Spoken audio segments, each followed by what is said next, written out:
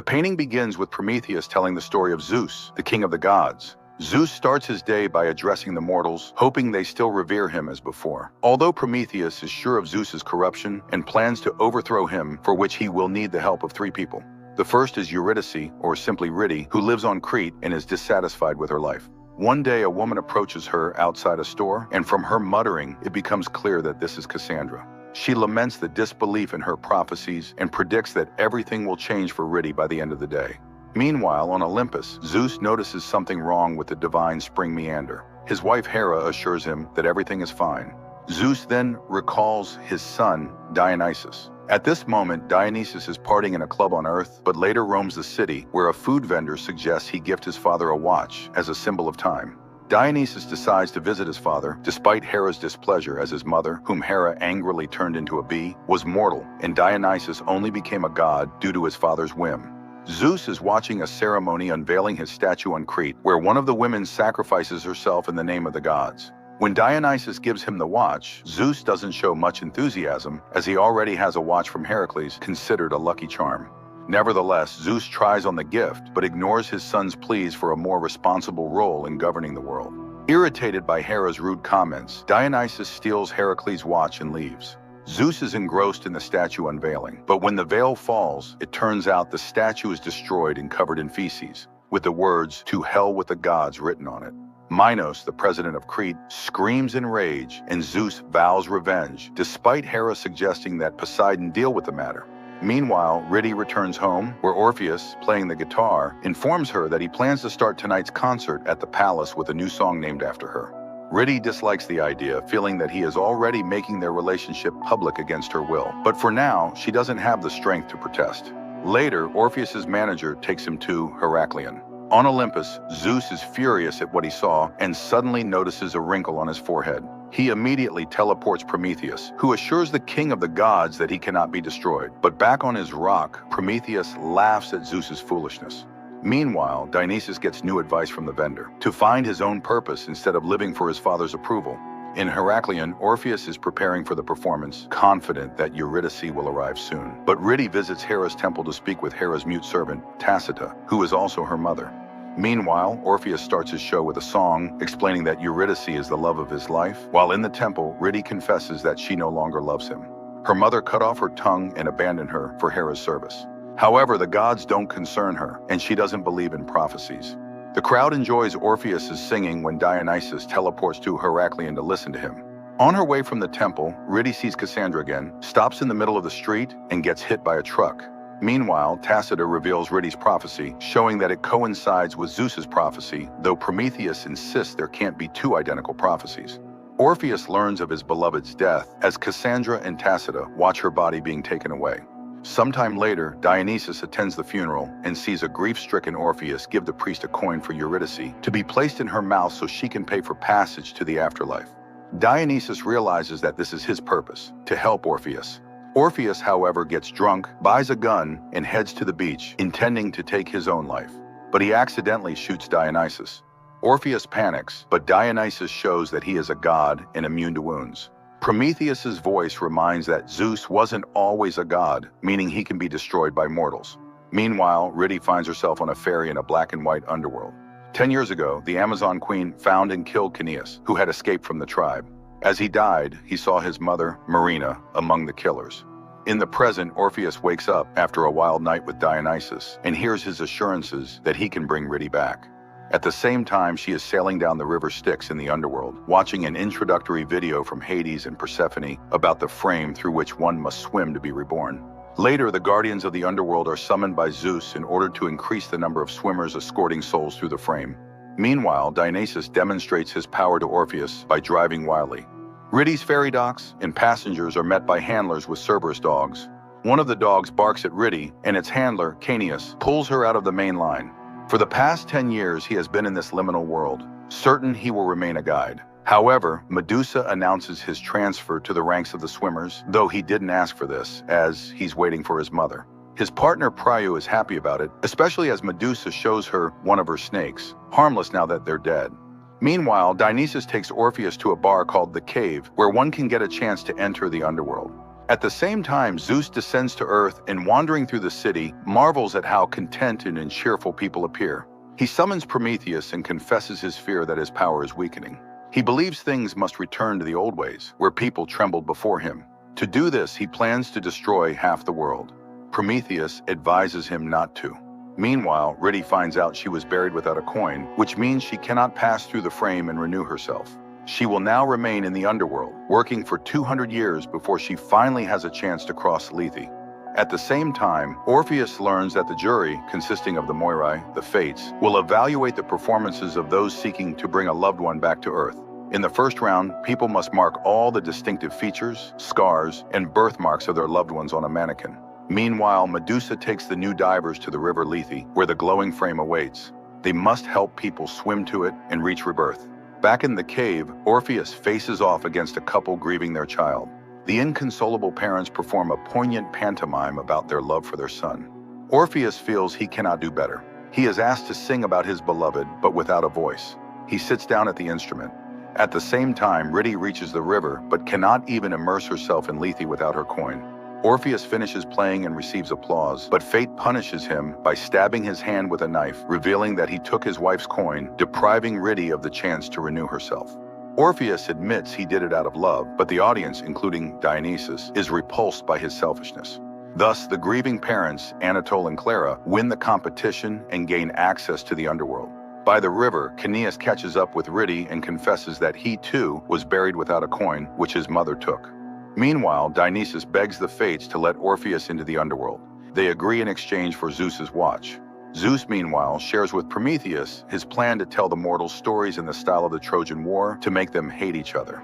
Then a great conflict will begin, but Prometheus reminds Zeus of his missing watch, which was his lucky charm. Zeus decides to find the watch first. Dionysus at this time gives it to the Fates. On Earth, the Furies have long roamed, dispensing justice. They are invisible to the innocent, and only the doomed can see them. Today, they force an unpunished criminal to take his own life in the restroom of a roadside cafe, then move on to their next target. That target is a woman named Ari, who accidentally strangled her twin brother in her sleep. Their mother never accepted his death, and now Master Daedalus creates a sculpture of Glaucus each year, representing how he would have looked on his birthday. Ari's father, President Minos, promises to give his daughter anything she wants, even though she refuses a gift every year. Her bodyguard Theseus overhears. During the day, the president and his family gather for the Olympia Day celebrations on Crete. There, they witness the desecrated statue of the gods, in which Theseus played a part. Minos is enraged, his wife hysterical, and Ari helps her mother back to her room. Meanwhile, on Olympus, Zeus, suspecting that one of the servants is responsible for the missing watch, begins killing them one by one. Hera shares this with Poseidon, explaining that Zeus is planning 2 phases of humanity's destruction and asks the god of the oceans to find the ill-fated watch. Prometheus, on the other hand, remembers that he once killed Charon in bed, but not before extracting a promise from him to help whoever would come to him in the future with a mark. Meanwhile, the Fates, having received Zeus's watch, allow Orpheus to pass into the underworld through a garbage container. Orpheus joins Anatole, who is searching for his son. The 2 men enter a black and white world. Anatole reluctantly speaks with Orpheus, as the latter committed an unforgivable act by taking his wife's coin. But Orpheus justifies his action with love. The man agrees to travel together. At the same time, Caeneus visits his dog, Photis, releases him from his cage, and the dog runs off. Meanwhile, Hades and Persephone discover that one soul is missing. They discuss how it managed to escape from the underworld. Persephone fears this may be the beginning of something terrible. Hades asks her not to inform Zeus about it just yet. Meanwhile, during his search for Photis, Caeneus runs into Nax, who begs for help and informs him that he has already swum through the frame. But then someone calls out to Caeneus, and Nax disappears. Later, during dinner, Ridi joins Caeneus and Priu, announcing that she has been appointed as a swimmer. The girl doesn't understand why they continue to eat, sleep, and wash when they were already dead. They explain that it helps them feel normal. Later, Priu invites everyone to a party for the new swimmers. On Earth, Poseidon summons Dionysus to an aquarium and accuses him of stealing Zeus's watch. Dionysus admits that he brought a mortal into the underworld, and that mortal will be the first to bring someone back from the realm of the dead. Poseidon warns him that if this happens, Zeus will destroy them all. He orders Dionysus to return the watch. Meanwhile, in the underworld, Orpheus and Anatole prepare to cross the river Styx when Charon approaches and reluctantly agrees to ferry them across. At the same time, Canis encounters his killer, Hippolyta II, on the shore. In fear, he turns away from her, but she calls him a blasphemer and tells him that his mother voluntarily gave him up. Dionysus finds an exact copy of Zeus's watch in a store and heads to Mount Olympus. Zeus doesn't notice the substitution. In the underworld, Caeneus is tormented by the realization of his mother's betrayal, which he had worried about for so long. Suddenly, Charon stops the boat and shows the men Scylla, which means only one of them can proceed further. Now only a fight will determine who it will be. Orpheus attacks Anatole. At this moment, Caeneus confesses to Rhyti that he used to be an Amazon, meaning he was born a girl, but later he was cast out. Suddenly they hear Nax calling for help. Meanwhile, Anatole nearly overpowers Orpheus, but Charon intervenes upon seeing the fate's mark on the musician's hand. He throws Anatole overboard and he disappears into Scylla's maw. Meanwhile, Zeus shares his plans for vengeance on humanity with Dionysus. They then both descend to Earth, where Zeus thanks his son for returning the watch. He hopes for Dionysus's help in terrifying humans with natural disasters and conflicts. Dionysus doesn't like this idea, but Zeus reminds him that humans don't matter. At this time, Hades receives a message that they are soon expecting an influx of new souls. Immediately after, he is informed that the missing soul has been found. Charon and Orpheus arrive on the shore, where a message of gratitude from Prometheus is written. Rhyti and Caeneus observe as Nax is cornered in some dungeon. They carefully follow and discover the empty shells of all the souls that have passed through the frame, even those they sent through it earlier that morning. Now comes the moment when Prometheus can explain everything. It turns out that Zeus punished him for standing against him. Before his imprisonment, Prometheus was visited by the Lady of the Fates. She demanded that the hero kill the one person who trusted him without question, Charon. Moreover, he needed to gain Zeus's trust by submitting to his punishment and accepting his fate. Prometheus carried out everything, and it worked. Meanwhile, the Furies have isolated Ari in a hotel where she explains that she didn't want to kill her brother. However, the Furies didn't come to punish her, but to show her the truth. Poseidon came to her father and reminded him of the prophecy that he would die at the hands of his firstborn. Ari refuses to accept this truth, even when she sees Minos handing the baby to Daedalus, ordering him to kill the child. The girl doesn't believe it, even when the Furies remind her of the Trojan massacre. She returns to the palace but remains silent about everything she has learned. Minos is happy that she is safe, but Ari now questions everything her father tells her. That night, she goes to Daedalus, who is forced to admit that despite her father's order, he didn't kill Glaucus, and the boy is still being held in the dungeon. However, he has long since lost his human form, having turned into the Minotaur. Meanwhile, Zeus and Dionysus watch the news, which reports various natural disasters, much to the gods' delight. Later, Zeus heads to Hera's bathroom, where she keeps the tongues and prayers of her worshippers. He accidentally overhears her cheating on him. In search of the truth, he tortures one of her Tisitas, but she refuses to betray Hera and dies. Discovering this, the goddess asks to be shown the tongue from which he learned of her infidelity, but Zeus cannot find it among the millions of others and falls for her assurances that she isn't plotting anything against him. Calming Zeus and leaving him in bed, Hera mourns the death of her loyal Tisita. Meanwhile, Rhyti and Caeneus continue their search for Nax, but see that he has already been found by Hades, who personally removes Nax's soul. For some reason, this causes Rhyti great pain and forces the pair to return to the surface, where they are spotted by Medusa. Rhyti doesn't understand why Caeneus feels nothing and says goodbye to him. Orpheus regains consciousness on a deserted shore. At the same time, Dionysus enters a cave and learns that Orpheus has successfully crossed the Styx. Charon denies Orpheus a drink of water and reminds him that ahead lies the final trial, which he must face alone. Rhyti, still reeling from what Hades did to Nax, goes to Caeneus and reveals that her mother became Tisita when she was 5 years old. Rhyti never accepted this and cursed the gods every night. Perhaps that's why it hurt her so much. Caeneus then tells his story. In their tribe, boys who reach adulthood must leave the Amazon territory forever under the threat of execution. Caeneus' best friend also left, but soon returned, confessing that he wanted to ask for readmittance to the tribe. Caeneus reminded him of the danger and asked him to leave. That same day, Caeneus saw the boy killed. That night, his mother confessed that she had long known about his rebirth since her prophecy had immediately predicted the birth of a boy, which is why she was so happy when a girl was born. But alas, you cannot deceive the gods. So Caeneus hates the gods too. Realizing that they feel the same, the girl kisses him. Meanwhile, Orpheus continues walking through the wasteland, suffering from thirst and heat. Persephone urges Hades to tell Zeus the truth, as the transition world cannot hold so many souls, which may cause a breakdown. Zeus meets with Prometheus again. He realizes that the problem is not with mortals and decides to destroy the Fates, who are the source of his prophecy. But Prometheus warns Zeus that he may destroy the entire world, including himself, and gives the example of Minos, who lives in defiance of his prophecy. However, Zeus reminds him that Glaucus can escape and kill Minos at any moment. He then suggests that if the father kills the son, it will refute the prophecy and create a contender. Meanwhile, Ridi and Caeneus discover that they share the same prophecy. Ridi recalls her encounter with Cassandra and realizes that the talks of the rebirth of those who have passed through the frame are lies. People devote their lives to the gods, hoping for a better life, but in reality, their souls turn into Meander's water, which the gods drink to stay immortal. At the same time, Hades and Persephone arrive at Zeus's and publicly announce the instability of the transition world, which is about to lead to disaster. If souls stop returning to Earth, they will run out. In a rage, Zeus pushes Hades into a pool and strikes him with lightning. Meanwhile, Orpheus struggles to make his way through the scorching desert. He begins hallucinating and eats sand, mistaking it for water. Persephone discovers that Hades is alive and vows to destroy Zeus. Zeus orders Poseidon to make Minos kill his son. The god of the ocean goes to the Fates, and they say that sometimes a person can defy prophecies. Hera asks her husband not to be like his father, Cronus. It turns out that he was a real tyrant, and when Zeus grew tired of enduring it, he killed his father, though he never understood how he managed to do it. That's when the frame was created, which collected souls instead of rebirthing them.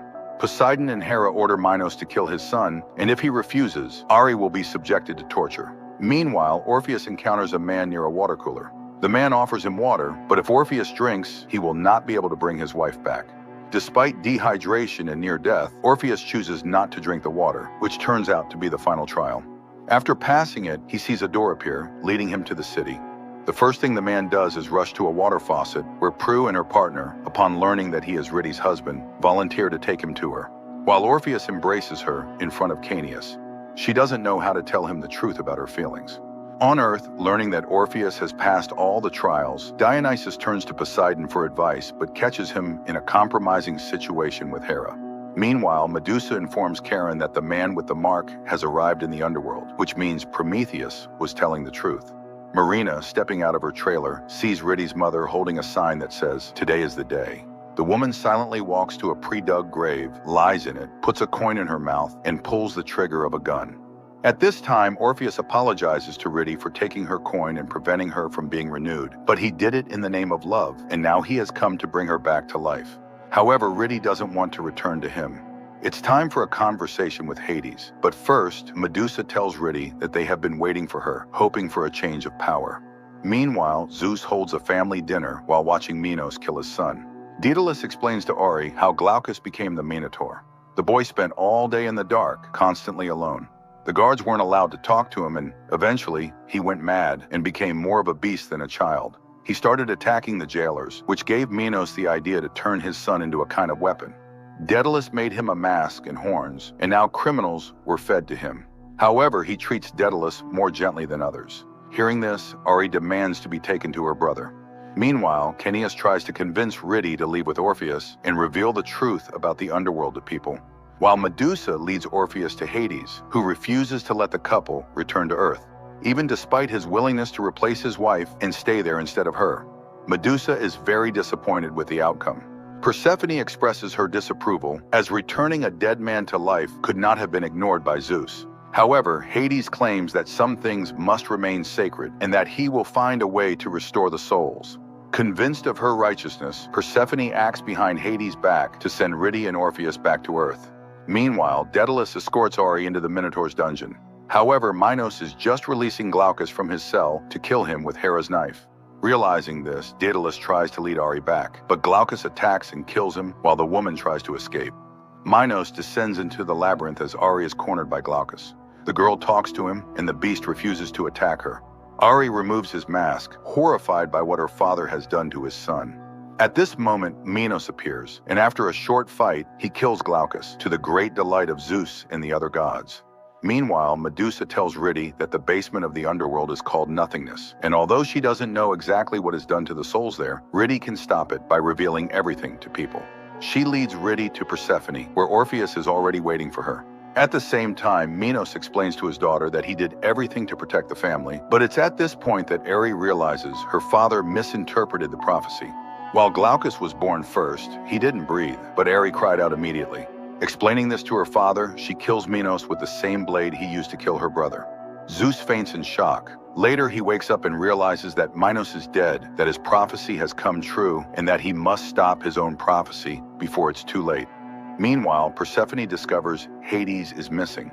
Hera demands their presence on Olympus. Hades, meanwhile, tells Medusa about his plan to restore the underworld. On Earth, Zeus goes to the Moirais cave, where they explain that for his prophecy to come true, he must believe in it. Nevertheless, Zeus intends to kill them. The Moirai not only accept their fate, but they help Zeus kill them, dousing themselves in flammable liquid while Zeus strikes a match. Before their death, they return Zeus's watch, confessing that they had received it from Dionysus. The cave burns to the ground, leaving Prometheus in shock. Meanwhile, before returning to Earth, Eurydice confesses to Orpheus that she has fallen in love with Cineas. She explains that the coin had nothing to do with it. She was already planning to leave him because she was unhappy, and then she died. Nevertheless, they still have a chance to start over, and so they continue their journey. Cineas rushes to the frame to try to stop anyone else from crossing the border and suddenly sees his mother. At the same time, Hades enters nothingness and attempts to restore Nax's soul, but to no avail. Cineas accuses Marina of betrayal, but she insists that she only brought the Amazons to him to fulfill his prophecy. She had waited 10 years and had now come to guide him through the frame. Cineas reveals that the gods lied to them and that no one returns to Earth. However, Marina enters Lethe. Cineas dives after her and suddenly begins to sink into the water. He catches up with his mother and they both disappear into the frame. Prometheus does not understand what is happening as the prophecy is not being fulfilled and he still does not gain his freedom. Meanwhile, Zeus returns home and distributes bottles of water from Meander to his family. Dionysus's bottle is only half full, and Persephone receives none at all, as Meander's consumption will now depend on their obedience. He also announces that he has destroyed the Fates, and therefore all prophecies. Dionysus is forced to admit that he gave the watch to the Fates so a mortal could return his wife from the dead. However, Persephone contradicts this, revealing that Orpheus has died. As punishment for disobedience, Zeus kills Dionysus's beloved kitten. He also burns Hera's bees, declaring that she will no longer keep the mother of his children in servitude. Suddenly, Poseidon confesses that he loves Hera and asks her to come away with him, but she laughs at him. Nevertheless, Zeus pours out Poseidon's water and banishes him. Zeus then declares that he will now rule not only Crete, but also the underworld and everything else. He goes to Prometheus to discuss what has happened, but as soon as Prometheus explains that he has never betrayed Zeus, he suddenly disappears. Meanwhile, Aery drags Glaucus's body to the palace and tells the whole truth. Her mother, crying over her son, approves of her actions. Eurydice and Orpheus manage to return to Earth. To Orpheus's surprise, the cave has disappeared, but his car remains. He offers to drive Eurydice to the city, but she refuses. Orpheus apologizes for keeping her coin, but she thanks him for returning her life and hugs him goodbye. Near Heraklion, Eurydice encounters Cassandra, who tells her that she has now become a prophet as well. She instructs Eurydice to find Aery and free the living, while Cineas will do the same with the dead. Meanwhile, in nothingness, Cineas's soul restores itself. He wakes up next to his mother, who opens her eyes with the word chaos on her lips. Prometheus finds himself on Olympus, where he is awaited by the invisible Fates, who explain that they cannot be killed, and that, according to the prophecy, he is now granted freedom. Zeus finds Prometheus on his throne. Try as he might, he cannot send him back to the rock. What's more, he suddenly notices a cut on his hand despite the fact that gods do not bleed. Meander stops flowing, which means that Zeus is no longer a god. Hera calls someone from a payphone, ordering them to assemble a team and prepare a free bed, and sets off on her journey with her Tacitus. Hades asks how it is possible that Cineas can restore human souls. Prometheus warns Zeus of the approaching chaos. Aery meets with Andromache to discuss the restoration of Troy and the destruction of Olympus. Dionysus gazes at his half-full bottle. Chaos is the best show of August, especially for those who are fascinated by Greek mythology. It's an unconventional and vibrant reimagining of ancient Greek myths, where the heroes of ancient legends are transported to the modern world. The finale leaves a sense of incompleteness, allowing hope for a continuation,